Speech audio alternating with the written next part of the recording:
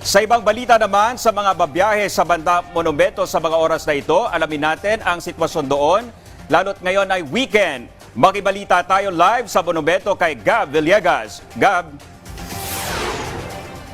Dominic, para sa mga nagbabalak bumiyahe ngayong gabi sa kanilang mga destinasyon ay narito ang pinakauling sitwasyon ng trapiko sa mga oras na ito. Para sa mga papuntang Balintawak, kung kayo ay manggagaling ng monumento, ay mayroon kaunting traffic build-up na mararanasan ang mga motorista dahil sa traffic light sa 8th Street.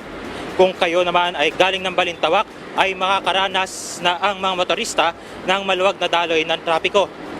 Dominic, dito naman sa kabilang panig ng eastbound lane ng EDSA Monumento ay makikita nating mahaba na ang pila ng mga bus na nasa Monumento Station ng EDSA Bus Carousel dahil kakaunti ang bilang ng mga pasaherong sumasakay sa mga oras na ito.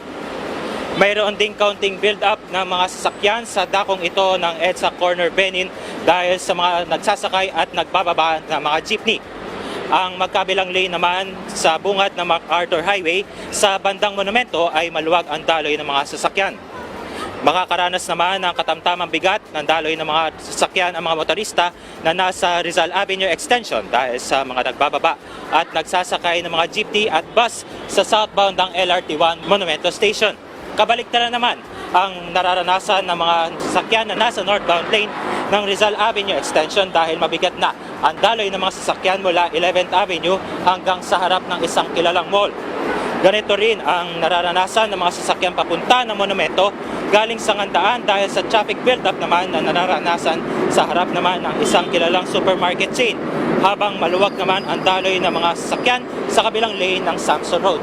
At yan muna ang pinakauling update ng trapiko sa mga oras na ito. Balik sa iyo, Dominic. Alright, maraming salamat, Gab Villegas.